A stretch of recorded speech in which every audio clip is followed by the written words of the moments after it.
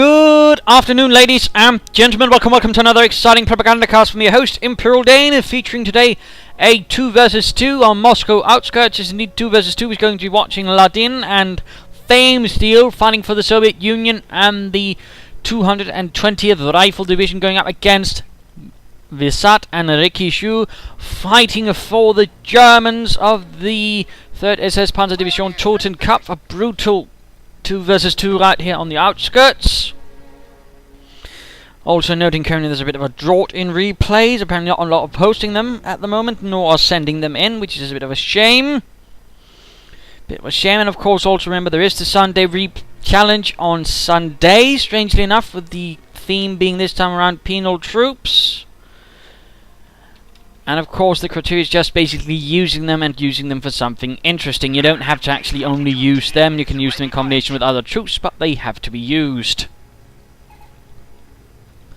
Anyway, Special Arrive Command start. Support Weapon Campaneer start. Both players thus actually send themselves back in being able to grab territory initially, which of course is always vital to remember when you go for this sort of start. And a 2 versus 2, doing this from both players is a bit dangerous. It's sort of like the weapon supports at the start for the Americans back in Company Heroes. If both went for it, of course they'd actually be rather having themselves in combat troops capability. So that is a bit dangerous right here from the Russians. In the meanwhile, we are seeing Pioneers hitting a hit, Grenadiers and MG42. Looks like Vesat is also going rather heavy on the MG42s. Of course, at the same time we are seeing this up and of course this up, so there should be opportunities for dealing with this either via mortars or through scout cars. That's just initial suggestions.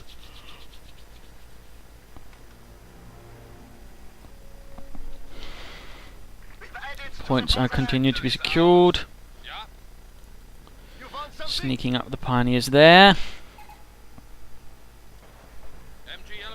First engagement up here, Pioneers having secured a building, starving up the Maxim crew. Grenadiers ready for Ricky.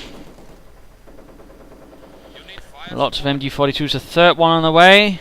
This does strike me as a bit of an unimaginative player, but then generally, in some centres, he can be a bit creative. We know that from Company Heroes, but he also tends to be very much a player who once gets stuck in a thought. He has a very hard time of actually switching gears, for that matter, thoughts at all, which can tend to be a bit his demise because he gets so utterly obsessed with just spamming a few set of units. So he tends to build some very, in some cases, not too stable forces.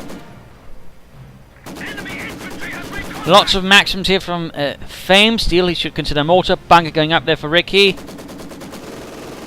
MG42 dealing with the conscript set. Communists holding up. Pioneers in the other house.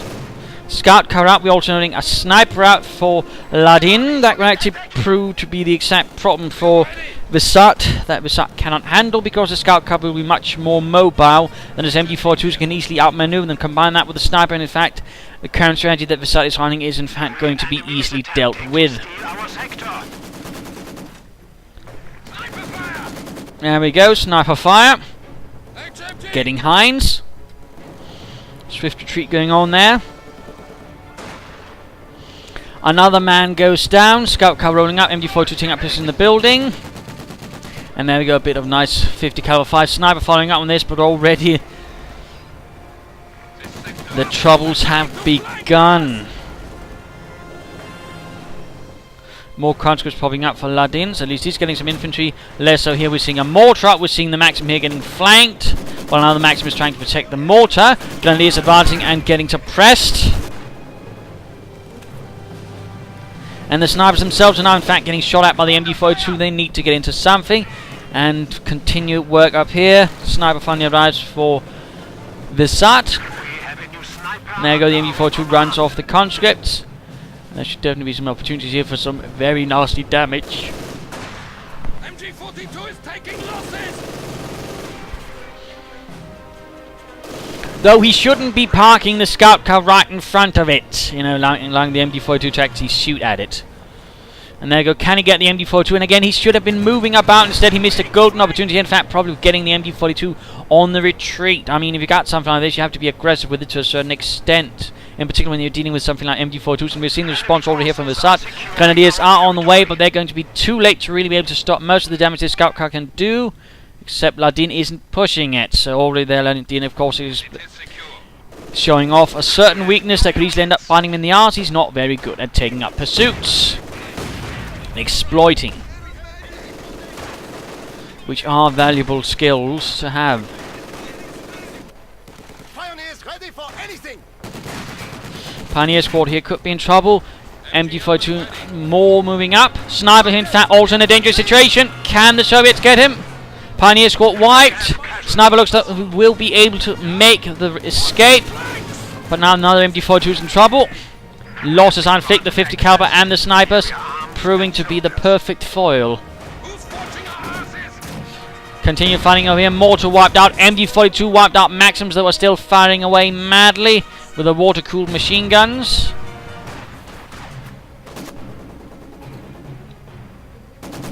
Rather heavy losses inflicted on the Soviet players in particular. Famesteel is suffering a bit cruelly at the moment, but apparently he's persevering, and these guys in fact are going to be swiftly run off due to a severe hazard from bullets.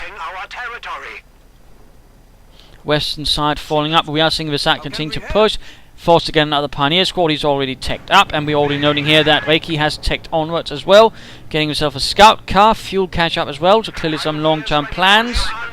And another scout car already. The Totenkopf's Ausklärungsabteilung is on it, and there we go. The MG42 got cleared up. This could be a huge move there for LaDin if he spots it and attacks it. But no, the Grenadiers quickly recruited. He moved a bit too far. Lost a golden opportunity here to perhaps do something, but there's still a chance. MG40 also running into trouble. Veterans on for the snipers. And lots of mortars up for LaDin. Shock troopers are running for Famesteel. Of course, bloody hell, I forgot about doctrines. We're seeing Jaeger infantry, Spearhead, Jaeger armor, Vesat, Assault, Joint Operations, Spearhead, LaDin, Guards motor, two about there, and Famesteel shock rifle. My pardons, I was a bit slow there, forgot. Scout cars here though, moving about a bit. They could consider upgrading with auto cannons, though currently there's no real reason to it. No light vehicular or lightly armoured threat, so the machine guns will do quite nicely on their own. Of course, shock troopers will be a bit protected due to their body armour. Mortar rounds falling here. Shock troopers need to be careful. Making good progress in the west. MG42 team could go down, and there we go. Already veteran 2 for the Soviet sniper team. That is really, really bad news for Vesat. And that is rather a severe weakness of the actual build he went for. I mean, it is extremely vulnerable to scout cars because they can simply whip out faster than the MG42s can react. I mean, it didn't even have to be snipers. In fact, flamethrowers would have been more better due to the fact they couldn't even hide in buildings then. So what LaDin is presenting is in fact a very solid counter to the sort of build that Vesat has gone for. Though he does slack a bit the ability to really now push it to the limit.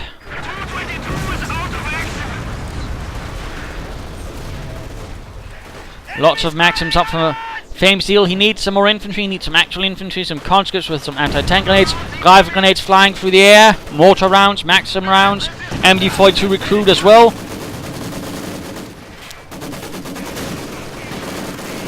Totenkopf is losing ground. Looks like there we go, another scout car out. Ricky is taking severe losses. Guards infantry from LaDin providing ample destruction against fascist vehicular power. But there we go, an upgraded scout car out for Vesat, of course. Going to be quite handsome against the Soviet scout car. And we'll still be able to deal with infantry due to the fact that the correction machine gun now works. Also noting here, Spearhead Doctrine has been chosen.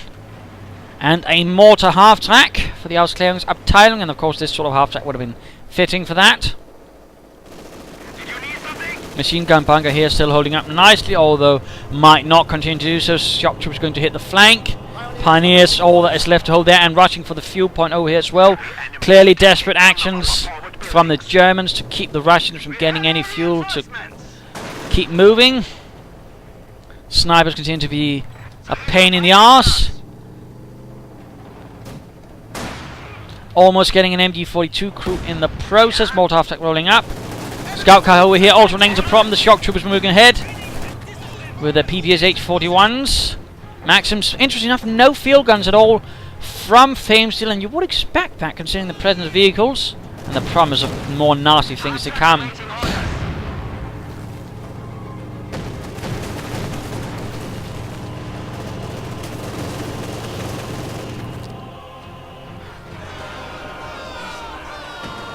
And there we go, a nice incendiary round from the mortar half-track. Hitting right here the Soviet support position, of course, and that's a bit of a problem of clumping them up as well. And again, also a problem for Famesteel, because he's going to very often risk having his troops clump up because there are no infantry, or mostly support weapons, would do require set up something. A second mortar half-track up here for Ricky. Let's head over to LaDin with a decent enough infantry force, although a bit on the light side for a Soviet player. At the same time, several combat engineers, of course, the snipers. And a heavy mortar, because he's going guards motor. And now shifting over the scout car. Well done there to the guards infantry instead. Going to probably hunt down some fascist vehicular entertainment. And there we go. Mortar half-track is in trouble. Guards infantry quickly pounds upon it.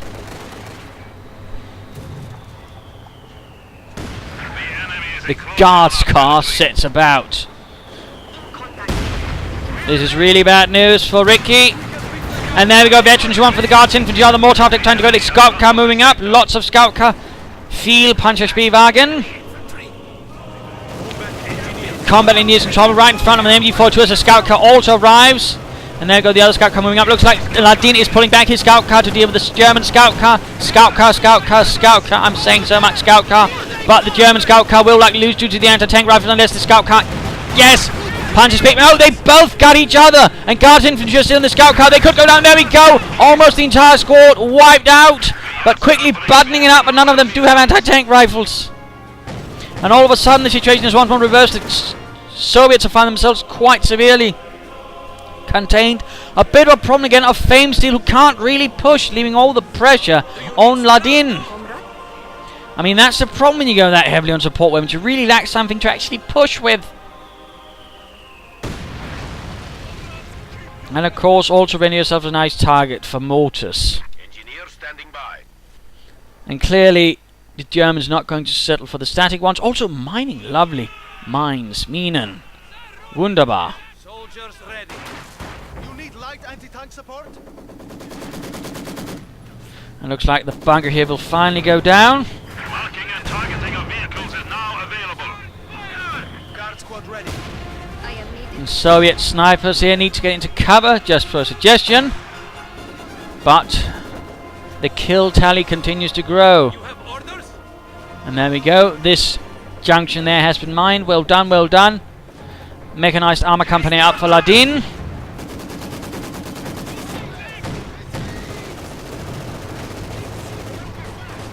Though due to the lack of fuel, they really can't get something like an HU-85, at least not anytime soon. An HU-76 might be closer.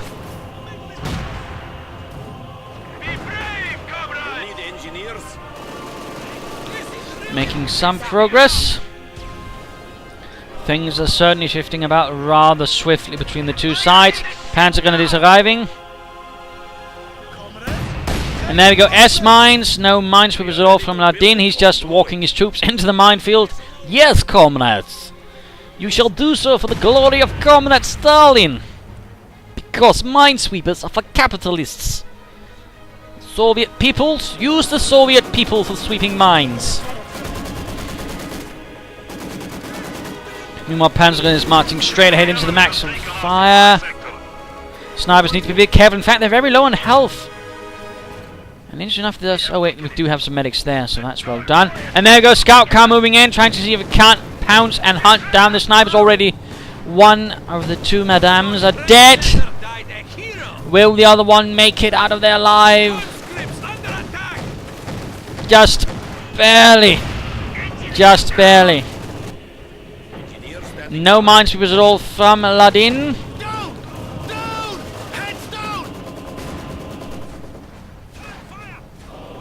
And Maxim setting up here.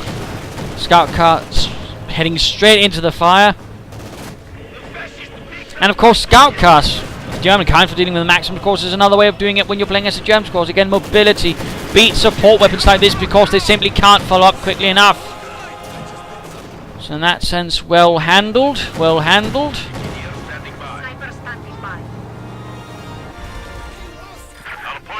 Of course, there are other methods for doing it, but if you want the one that gets it done the fastest and without the least amount of damage, again, scout cars, but be it German or Soviet, handle the other gentleman's machine gun spam. There we go, though, popping smoke, well done by Ricky, well done, gutes Arbeit.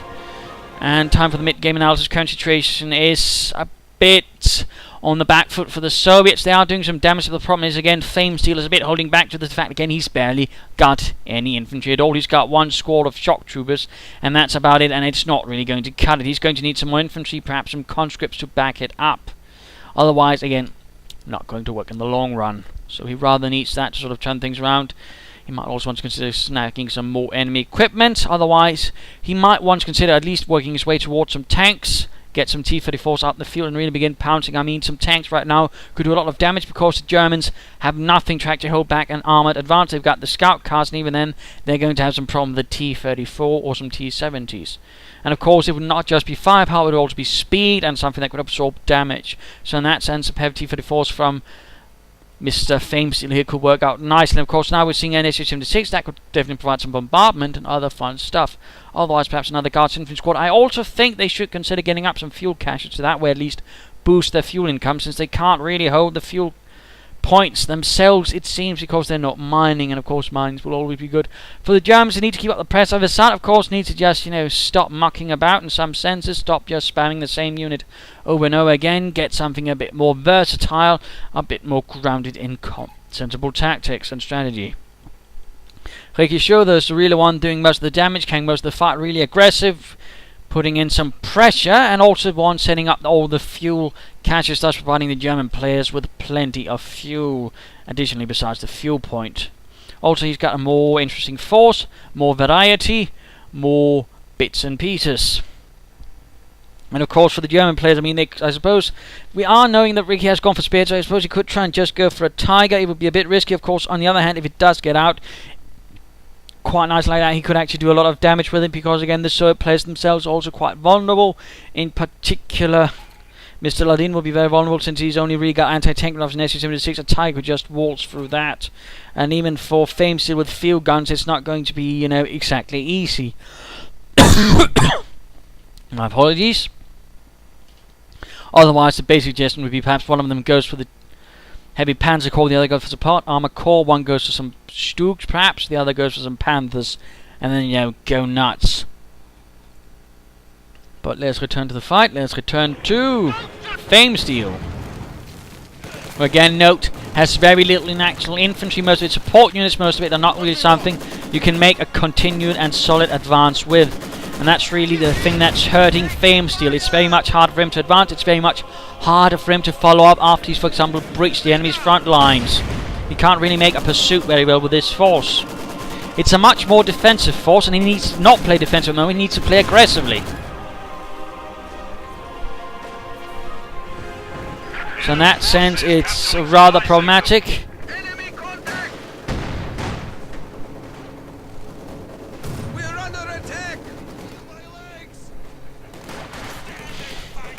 Continuing attacks, mortar fire.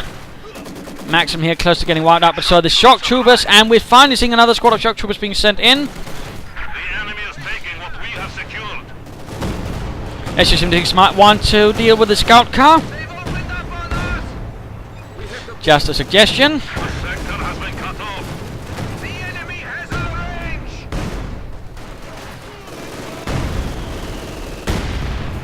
range. More mortar rounds flying through the air.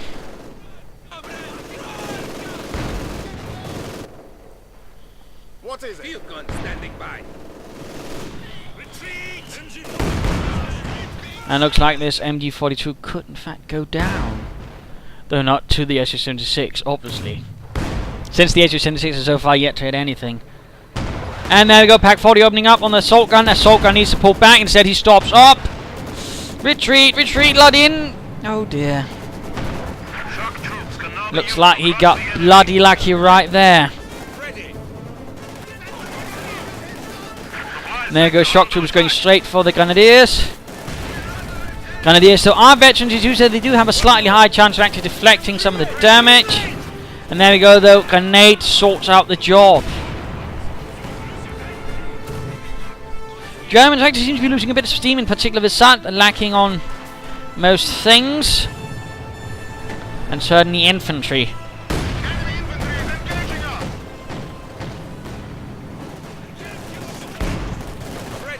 Shock troopers continue their assault.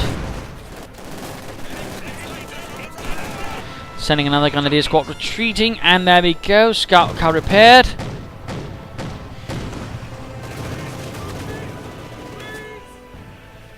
And also noting that LaDin has actually gotten himself 2 heavy mortars.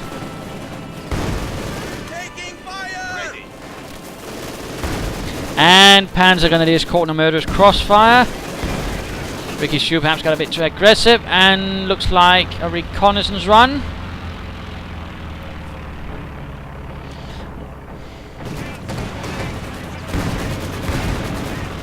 There we go. Scout car trying to flank here, but coming out to fight. No, the field gun misses. The field gun misses. And there we go. Looks like a mortar round knocked it out, actually. Or something else did. I'm not entirely sure what. Flare here from the snipers, providing cover for an advance. Looks like, in fact, the snipers were killed. Oh, that's definitely going to be a huge loss for the Soviet player, LaDin. Particularly since there was a veteran, which actually increases the rate of fire. And a duel between Maxims, Veteran D2 versus Veteran D1. Clearly the Vet 2 has the advantage.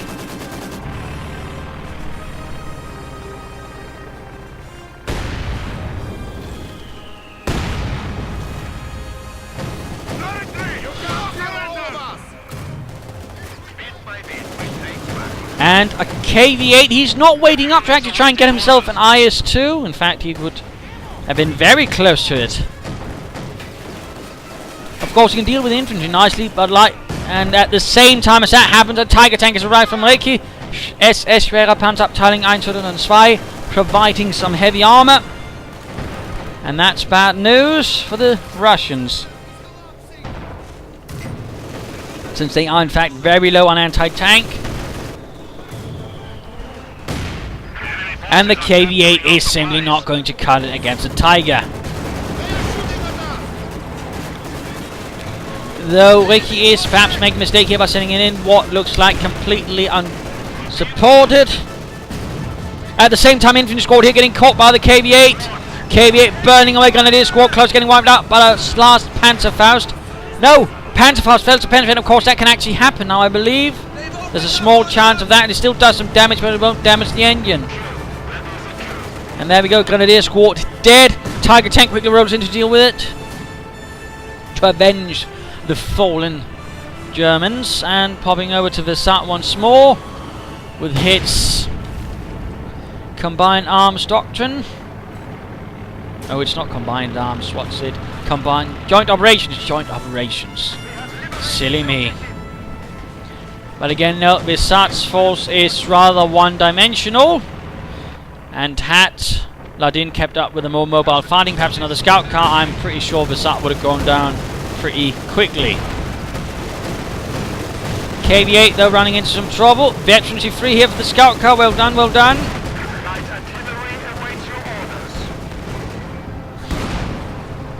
Field gun firing away as well.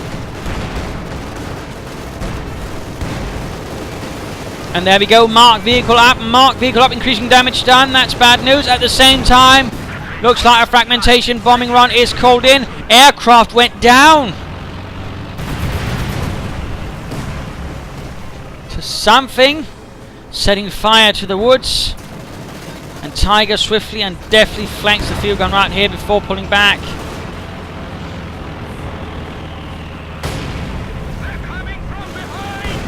At the same time, field gun firing a bit desperately over here. Infantry getting blasted. And another light artillery barrage up. And another MG42 cleared out from the side.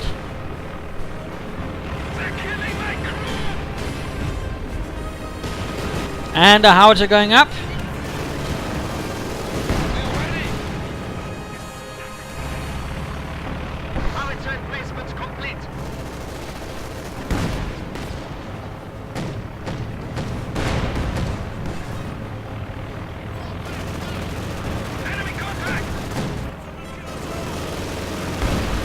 Things are not looking too good for the Soviets. Mistakes have been made. And the Germans do possess several advantageous cards.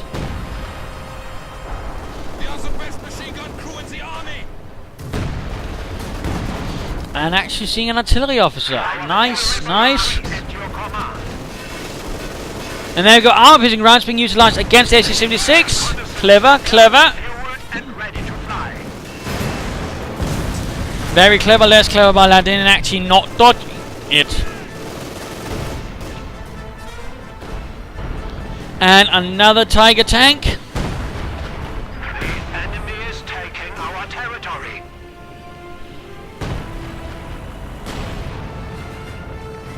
They have our reach.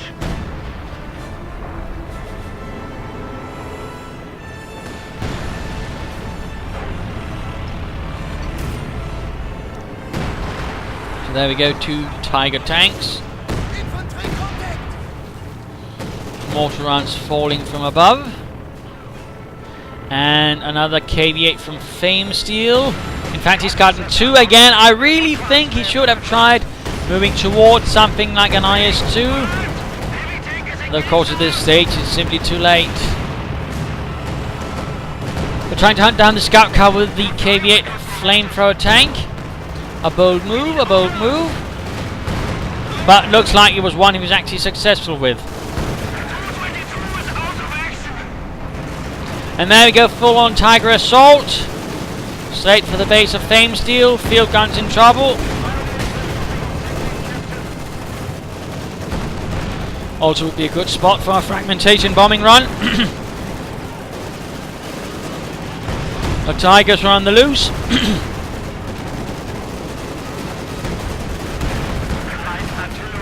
And there we go. Soviet infantry in trouble. And there we go, something's called in. A light artillery barrage to support the Tigers. Field guns getting flanked. And there we go, shock troopers getting murdered.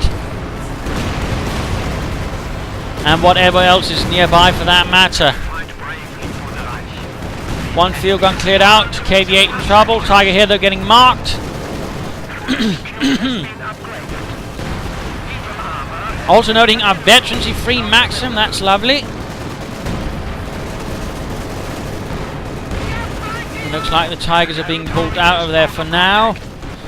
So it's been good progress in the left flank. Vesat once more proving less than useful without infantry. And having to rely solely on MG42s.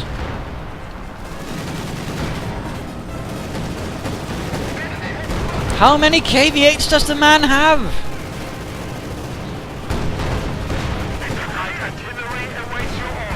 Tiger here is in slight trouble.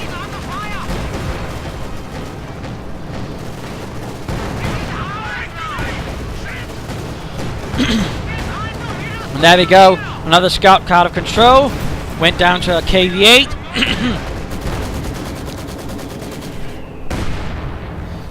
792mm express locking post. The HQ has been And the KV-8 trying to escape, and instead finds the retreat path covered by a Tiger. Well done, they're actually moving in from both angles to ensure there is no escape. Well played there by Ricky. KV-8 though goes down nonetheless. Bastards are trying to flank us! Feel ready? Things are looking a bit grim. Guards infantry getting smashed.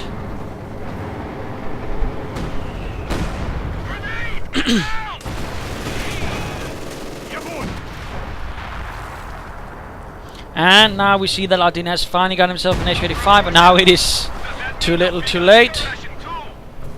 And time to pop over to Ricky with his 2 Tigers. Standing by. Both close to veterancy 1.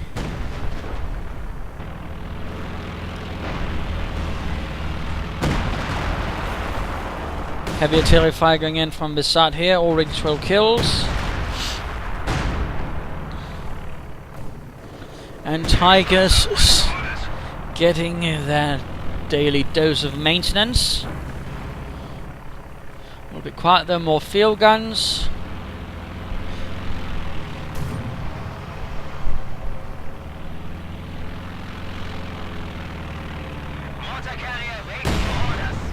Fragmentation bombing run ready to be used as well, doing an assault. Tiger ready.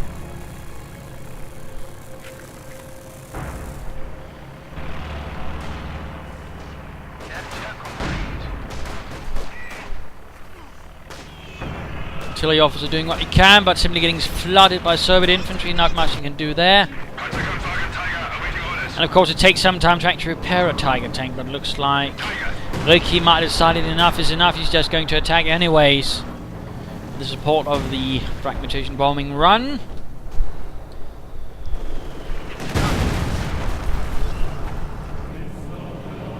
Or perhaps not. He's actually going to wait. Yes, indeed. And another KVA. I think Famesteel might have slightly gotten caught up. And that's not really helping him. He really needs to consider getting an IS-2 or actually getting some tanks out of another kind. But the KV-8 simply aren't really going to cut it in the long run. At least not that many. HV-85 running into trouble, of course, a bit slower now. And that's a bit easier to handle. So really not something you should be using like a tank now. Artillery flying in as well. Tiger number 2, or none, whatever you consider it, almost ready. And there we go. Tiger's ready to move. Achtung, Achtung, Panzermarsch. Nice rate here in the Maxim. Field gun suffering next.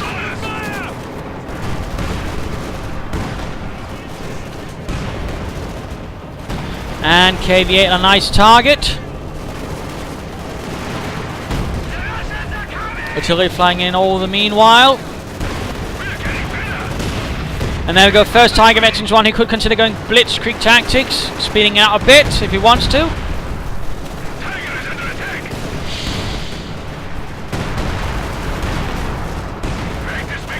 And there we go, fragmentation bombing run.